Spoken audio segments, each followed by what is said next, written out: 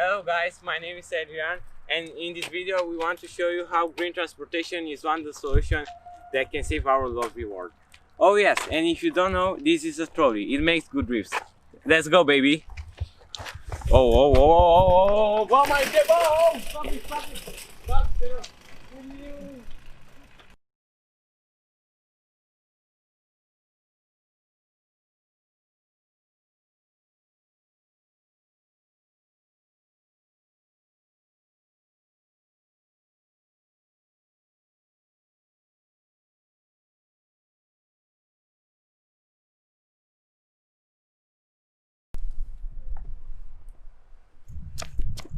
Hello, my name is Adrian. I'm 60 years old, and today we talk about skateboarding. Okay, the skateboards are small and very easy to carry, but not very easy to learn it. You need about 1-2 weeks to learn the basic tricks, and some years if you want to do all the kinds of tricks. The skateboarding will teach you the meaning of determination and focus, but will also save you from being focused on anything else. Saving money on buying a skate means that extra money that will help you pay for a bike can now be used for other things. But it's virtually impossible to lock up your skateboard, which you have to carry with you in any place and in any time.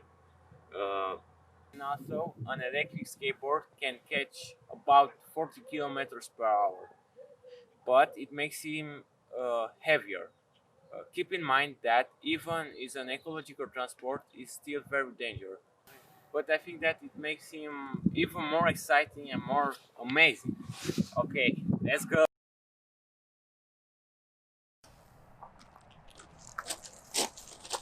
Hello, I'm Christian, and I'm going to present you one of the more environmental friendly means of transports, and probably one of the biggest talking point in today's world, the electric car. For that, we need to go to the park.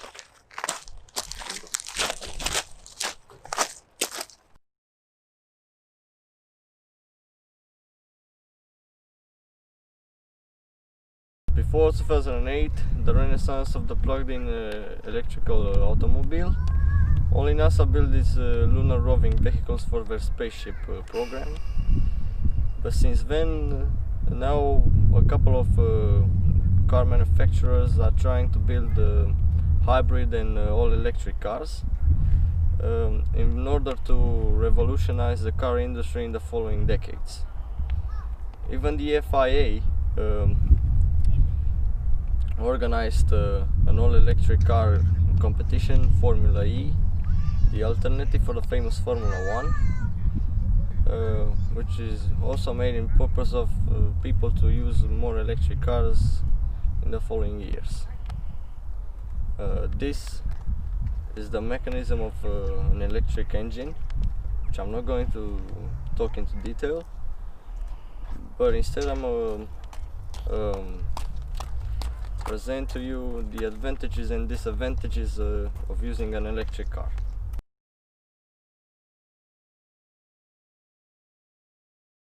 We're getting things started with the early development in the electric car industry, which all began in the early 1740s with the build of the first electric engine, and continued 140 years later to 1884, the year the first electric vehicle was built by Thomas Parker, 20 years before the famous Ford Model T.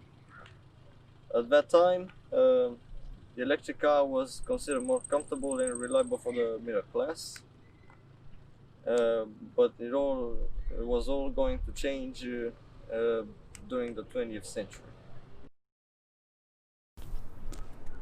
The first benefit, and probably the most important one for the electric car, is the lack of production this thing produces. As you can see, this thing right here, the exhaust, produces a lot of pollutants such as carbon dioxide, a couple of oxides of nitrogen, lead, hydrocarbons, etc. Also, the battery of an electric car is based on lithium, a resource we can easily find on the surface of Earth. but it can also be extinct in a couple of years. But that doesn't make any difference because it makes the electric car so productive that you can make a couple of thousands of them. Also, another plus side to that thing is the cost of an electric car, which is way cheaper than internal combustion engine car. But the recharge of that, but the drawback of the electric car is recharging, and the lack of recharging stations in Europe.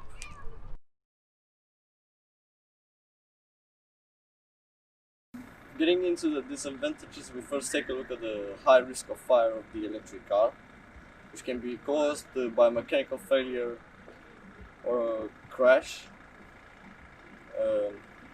And this is really important because the ICE cars are not that unreliable, and get into fire harder than the electric car.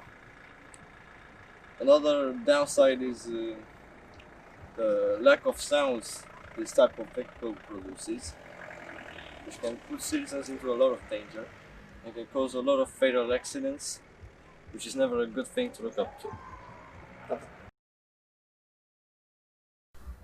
This was my presentation. Hope you enjoyed, and I'm looking forward to many memorable moments during our visit. Thank you.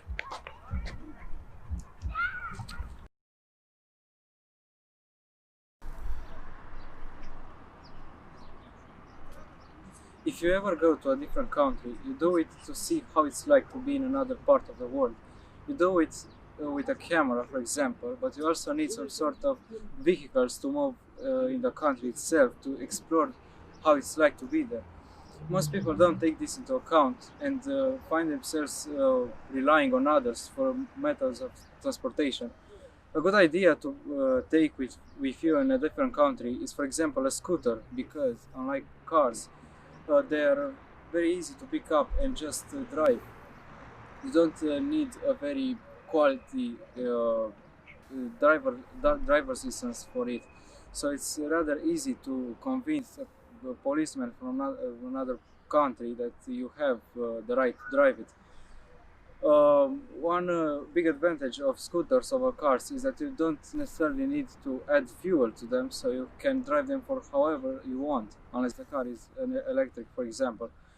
Another big advantage for scooters is that they don't pollute the nature itself, so it's a good idea to use them as much as possible if you want the nature to be exactly the way it's now today, and also improve it.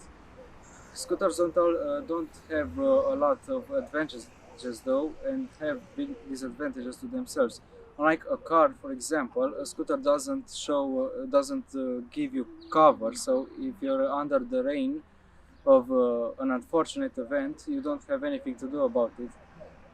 Scooters also have an advantage in traffic. For example, if you're in a traffic jam, you don't have to wait an eternity so it ends, and you can just get past along the cars. So you can get in the top of everyone really fast. The advantage to this and disadvantage at the same time is that you are the driver, so you might not be very experienced in doing what you're doing, and that is driving. The advantage as well is that you don't have to rely on someone to drive you somewhere, and in my opinion, scooters are good because you don't need a certain age to drive them, and you don't need an extreme amount of experience with driving to be able to use it, and it also helps the nature itself without making a lot of pollution in the air. So everyone should get a scooter, especially if they want to go in a different country and explore it by themselves.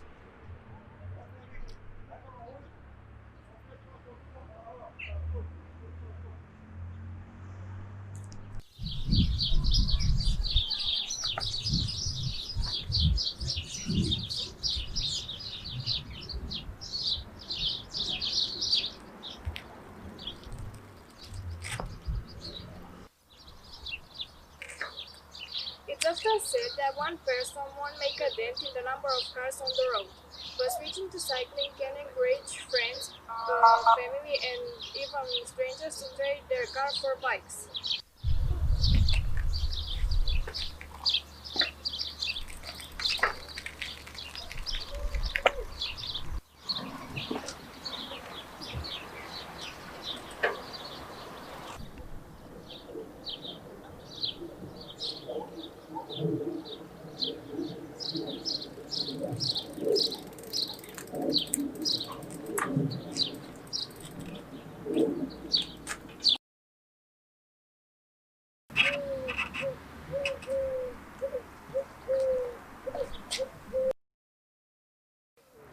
The manufacturing footprint for bikes is minimal compared to cars.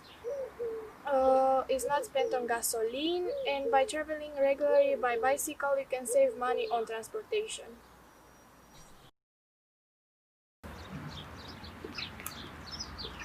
Hello. Hello.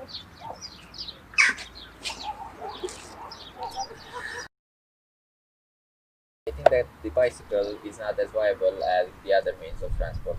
I don't think so. I consider that the cycling is a good exercise. It's good for your health, for stronger heart, muscle, and limb improvements. Yes, but the bicycle is not as fast as the car or the motorcycle, and the distances that can be traveled are not as extensive as the ones that can be traveled with a car. The car uses a lot of space.